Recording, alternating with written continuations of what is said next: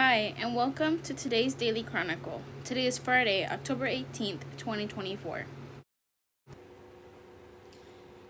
Deep inside Norwegian Fjord, a dream of farming salmon sustainably. If you eat salmon, odds are that it comes from a salmon farm, with a fifth of the salmon that Americans eat coming from Norway. NPR's Rob Schmitz went to Norway West Coast recently, visiting fish villages and fish farms to see how the growth of salmon farming is affecting the wild population.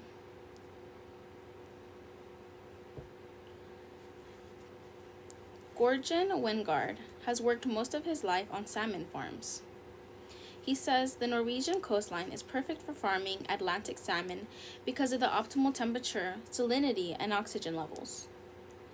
As Norway exports more salmon across the world, the industry has become under criticism from environmental groups who say salmon farms are irreversibly impacting the pristine environment of Norway fjords.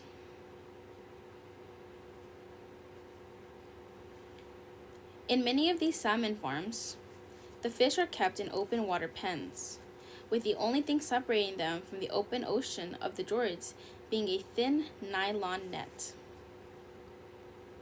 Wingard says they inspect the net every day and look for holes, because they don't want the salmon to escape.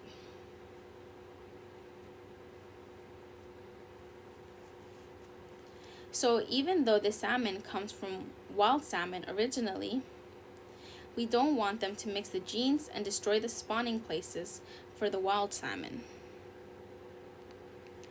Population decline. Author Simon Sæther says Norway's wild salmon population has been cut in half in the past 2 decades, largely due to the impact of tens of millions of farmed salmon. Sæther co-authored The New Fish, a book about Norway's farmed salmon. Each year, an average of 200,000 farmed salmon escape from their open net pens, and then they mate with Norway's remaining 500,000 wild salmon, says Sæther. These farmed salmon are made to be fat and slow and be effective for the industry, Sæther says.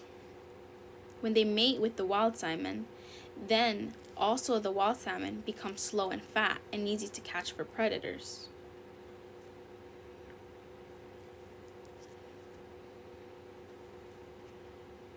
The mixing of the salmon populations has dangerous consequences. Norway's wild salmon stock is rapidly dying out.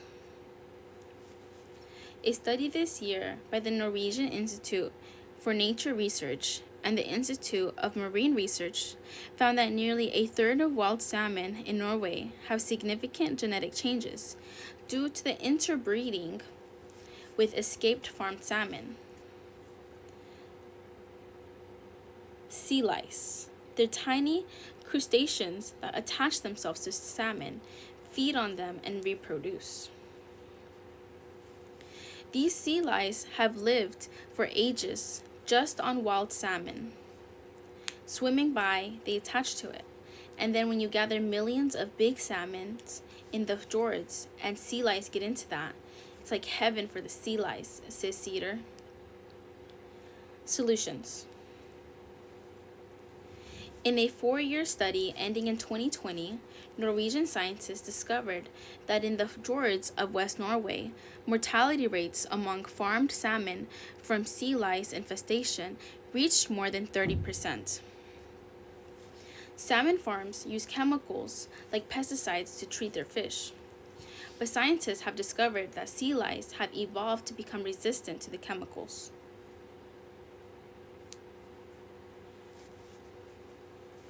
One salmon farmer, however, says he has an answer to all these problems.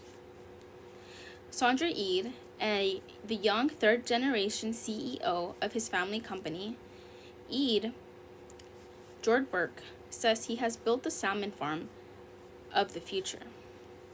It's a black cylinder barely sticking out of the water. surrounded by floating gangplanks. It's the cap of a 72-meter deep tank with 200,000 salmon swimming inside. This is a closed-pen salmon farming. No escaped salmon and no salmon lice. This is all about giving the optimal life for the fish inside, Ede says. And then, of course, when you take away the salmon lice, you have no lice treatment. So you don't have the handling. And that's responsible for 60 to 70% of all the mortality in the industry. So then you can focus on how can we create the best day for the fish. Ede and a team of his company's engineers put years of work and hundreds of millions of dollars into this closed pen, which circulates ocean water into it and keeps lice out. It also filters out salmon waste, a big contributor to rising nitrogen levels of the fjords. This waste creates biogas, which in return creates energy. Ede is now working on using that energy to power this facility. Ede's closed-loop project raises the question, why isn't the entire industry farming salmon this way? Ede says when he and his team looked for the technology to do this, it wasn't there. He had the money to try to create it, so he did it. For me, it's like, it is the right thing to do. And I 100% believe it from the bottom of my heart. And I know my father would have done the same, he says. 3 weeks to go until Election Day. The presidential race is still in a dead heat, with both campaigns looking to cut into their opponents' margins. For more on their strategies and policies, I'm joined now by our Politics Monday duo. That is Amy Walter of the Cook Political Report with Amy Walter and Tamara Keith of NPR. Great to see you both. Good to see you. All right, let's take a quick look now, set the stage. 2 new national polls to kind of tell us about the race. The first is from NBC News right now. You see Harris with 48 and Trump with 48% there. The second is from ABC News, and you've got Harris with 49% there, Trump with 47%. That is within the margin of error. So, Amy, it's a close race, getting closer, it seems. Yeah, it does feel that way. You know, if you think about where we were, say, in September, maybe at the end of September, it had been a pretty momentous few weeks for Kamala Harris. She gets the nomination. The base rallies around her pretty quickly. We go right to the DNC. Then she has a successful debate. But that momentum has since, I don't know whether the word is plateaued or hit a wall. And there is some signs in those national polls that there's been a little backsliding as well, that Trump is doing much better with independent voters. He's basically halved in that poll, as well as CBS. All 3 networks came out with their national surveys. So there's that sense that, you know, on the issues there's also the fact that on the issues that voters are the most concerned about, like the economy, Trump still has the lead. To me, the most important thing I found in that NBC poll is that voters look at Trump's presidency retroactively a lot rosier than they did a year ago, and probably a lot rosier than they did when he was sitting as president. Harris's entire focus is on trying to make the case that he shouldn't be brought back into the White House. But right now, you saw most voters, or a plurality of voters in that NBC poll saying they thought Trump's policies helped them. They did not think that Biden's policies had helped them. And Tam, we've been seeing the Harris campaign rolling out some major surrogates, right? President Obama last week, President Clinton this week, specifically trying to reach male voters, specifically Black men. We saw some new economic proposals from the Harris campaign today. How crucial is that demo for Harris to win? That demographic is very important. In a race that is going to be decided on the margins, we always say this, but in a race that's going to be decided on the margins, she can't afford to lose these voters. And I was in North Carolina last week reporting in a part of the state where Black voter turnout really was down in 2022 and has been falling in recent years. Talking to voters, I went to barbershops. I talked to some voters who I had talked to when Joe Biden was on the ballot, went back and talked to them again now that Kamala Harris is there. You know, the euphoria that you're seeing at her rallies was not present in those barbershops. And a couple of people I talked to said specifically that, while they were supporting Harris, they weren't sure that all of their male friends and family would, simply because they don't believe that their friends and family are ready for a woman leader, for a female president. And, they're talking to their friends about it and going back and forth about it. But this is actually a real concern that was voiced by former President Obama at a campaign event in Pittsburgh, where he said, the enthusiasm, particularly among Black men, isn't what it was for him. And he called it out and said that maybe there just are some people who aren't feeling it. Now, does that persuade? Does that move people to the polls? Yeah. I don't know.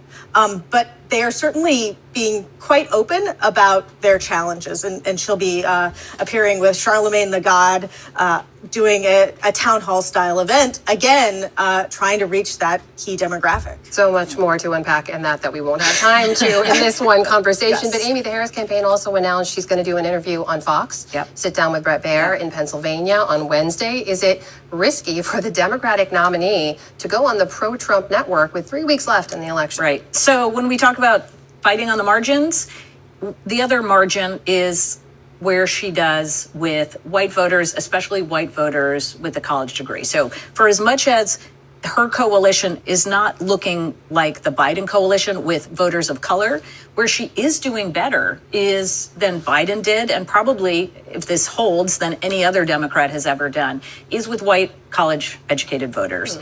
Now that, again, you're not going to win over a lot of Fox voters, but pulling in at some of the margins. I think what she's also trying to do is to get and sort of goad at Donald Trump, to go out in the public a lot more. She needs Donald Trump to be in the spotlight. More specifically, some of the things that he says and does that what Laura Barron Lopez's piece just was about, we have to be careful because of the enemy within.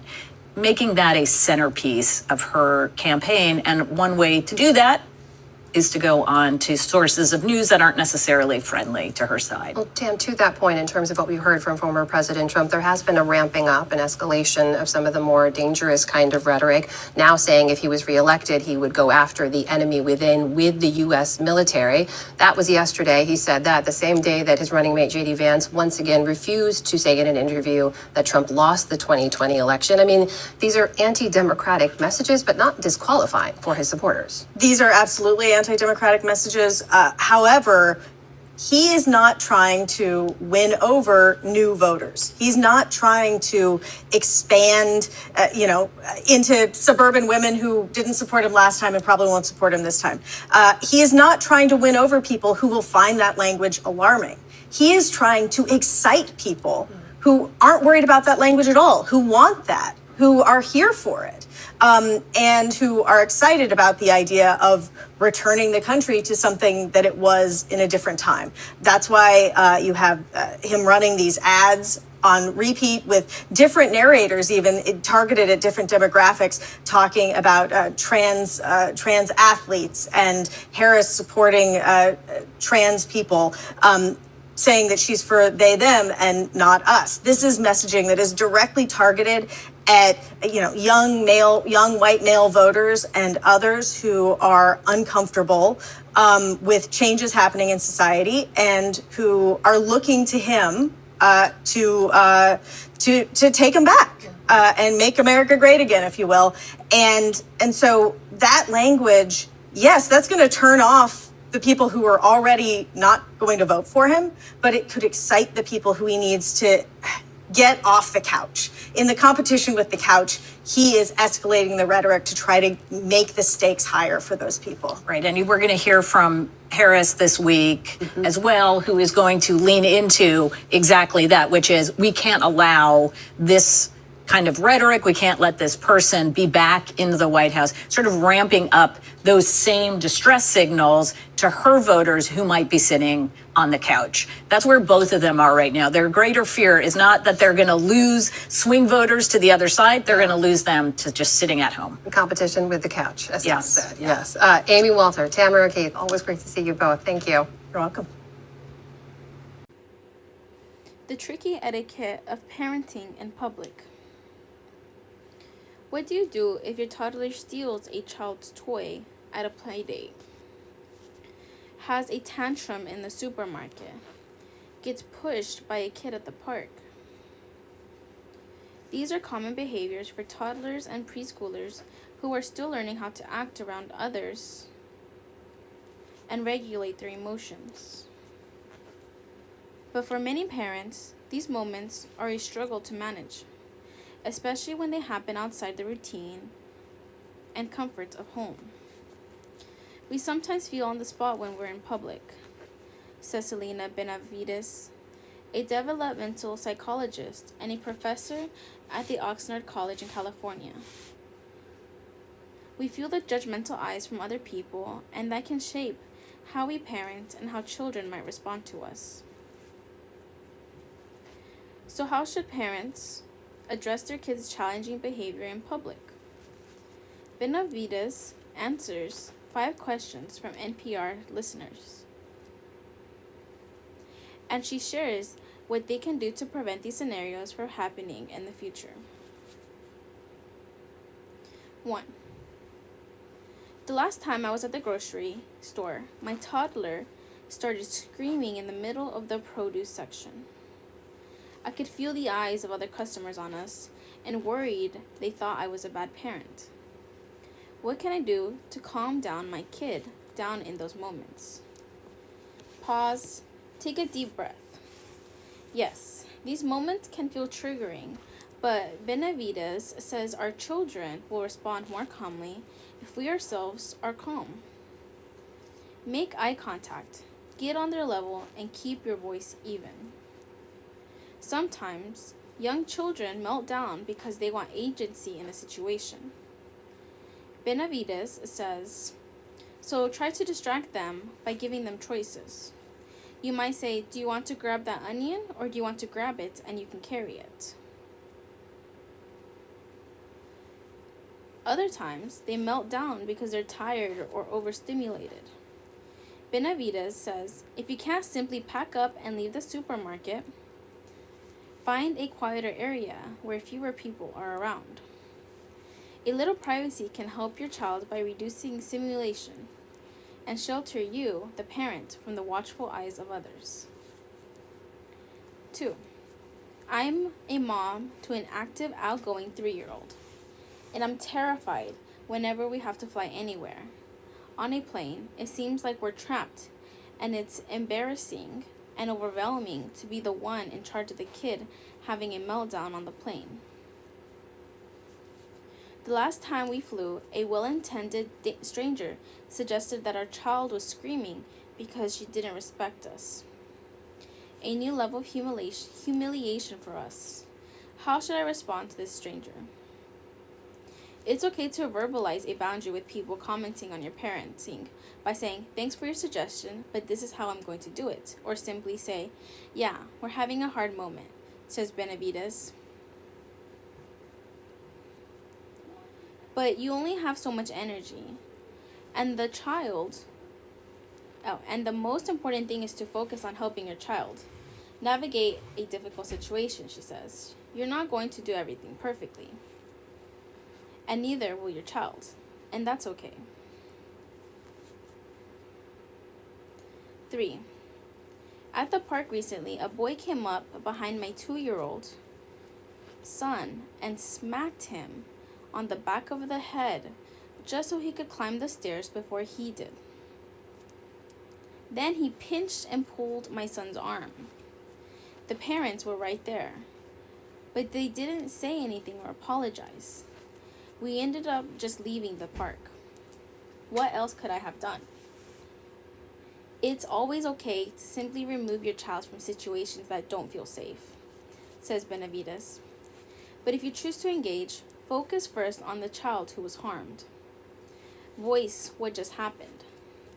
Benavides says you might say, that doesn't look like it felt good. I can see that you're upset. Do you want to talk about it? Then move on to the child doing the harm. You might say, it looks like the other child didn't feel good about what happened. What can we do? The goal in this situation is to help the children repair the relationship and play together in a healthy way rather than just separate them, says Benavides. Finally, debrief with your child afterward, she says. Start a conversation about the incident by saying, I noticed this happened at the park earlier. That was a hard moment. This can help them process their feelings and in a calmer environment while showing them you're there for safety and reassurance. 4. A few weeks ago, my 18-month-old son was at a kid's party, and he did something I was not prepared for. He grabbed an older child's shirt, then stole a dump truck toy from his hand. The other child started crying. My son looked on, confused, but didn't give the dump truck back. Should I have intervened? As long as you're not concerned for either child's safety, your role is to help your kid figure out how to name and resolve the dilemma on their own. But Benavides recommends pausing before jumping in. And if you do need to intervene, label what you're seeing and ask questions. For example, Benavides says, you might say, I see we only have one toy and both of you want it. What can we do? If needed, prompt them to think about a solution. What if we tried taking turns? What would that look like? By giving them an opportunity to come up with ideas on their own, you're creating a teaching moment.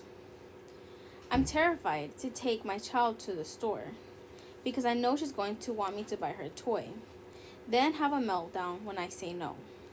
What can I do to avoid this situation in the future? Before you go, decide what boundary to set.